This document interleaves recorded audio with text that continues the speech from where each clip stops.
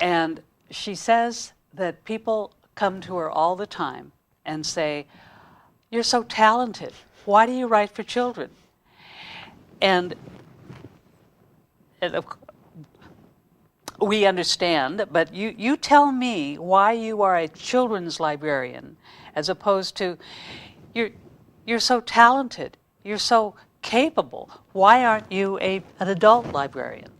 The children's librarianship is a really dynamic place right now. I mean, it's really exciting to be. There's so many great books being written. So I feel like I'm in this really lucky place that I can be a part of that. Years ago, there are a lot of great books in the past, you know, and I'm going to keep on rereading things that I've loved before. The Moffats, Ginger Pie, the Little House on the Prairie, all those books are just fantastic. But really new books and contemporary books and books that are for diverse audiences, and I get to be part of that really exciting time. Yeah, and it's great. It's just a lot of fun. I'm not going to ask you what your favorite book is, but what is one or two of some of your favorite books for children? For children, I mean, I didn't read much as a kid, but I did read Homer Price by Robert McCloskey. So you like Robert McCloskey? Yes, I love those. Yeah, Robert McCloskey, and it's about a boy, and he's from Ohio. Yes. I'm from Ohio, so that was really important book to me. My sisters and I read Pippi Longstockings together. I'm not the only kid who made a little house in the prairie or a sod house or, you know, made a little dwelling by Plum Creek in their backyard. So those were some of the favorites that I had growing up. I remember those pretty powerfully. Okay. Yeah. Yes. I'm rereading some old ones right now. Yeah. The Voyage of Dr. Dolittle. And I'm just started. I've never read The Voyage of Dr. Dolittle before. Have you reached the Push Me, Pull You? I just got up to that part, exactly. I love the fantasy, and it's the second or third, it's pretty early on, the 1920s of the Newbery Awards. Yeah. So. And it's such a much better book than either of the movies. I couldn't. I love the book, and I read it 2 or 3 times. And when the idea of the movie came out as a musical, no, don't do that.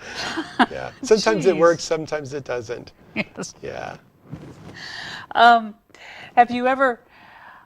We're running out of time.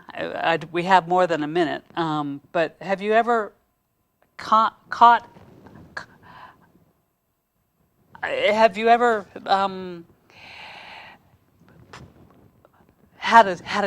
you have a success story with a child who, hey, Mr. Carmack, you were right about blank? Yes, and it comes unexpected.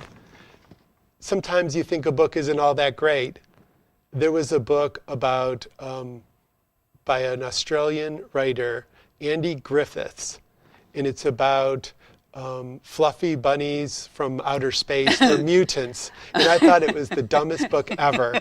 And the kid was looking for it and he got it. And I thought, well, actually he didn't know that book, but it seemed like his style. He wanted something with illustrations, and he'd read all the Captain Underpants book, and he wanted something that's just zany. And it was, and I read it and I just didn't think anything. And he just thought, this is the greatest book ever. And he just said he couldn't talk enough about it. So he was promoting that book to his friends, to his teachers. And we were all grown-ups kind of rolling our eyes. But he saw something in that book, and he was reading a book. He wasn't playing a video game. He wasn't, other sorts of game playing or, zoning out on the television. He could have been getting a text, but he was reading this book. Right, about zombie bunnies from outer space. Oh, if you want to know more about the Newbery Awards or the Caldecott Awards, log on to ala.org, click on Awards and Grants, click on Book, Print, and Media Awards, click on N for Newbery, C for Caldecott. Tony Carmack, this has been a kick. I've really enjoyed talking with you, and I envy you. Your being able to choose the Newbery Awards, and I thank you for doing that. You're welcome. Oh my. So go to the library, please. And when you're at the Granite Bay Library, yes? No. The Rockland? Rockland. No, you are at the Granite Bay at the for Granite now. Bay Library. Drop by and say hello to Tony Carmack. Tell me a good book to read. Tell him a good book to read.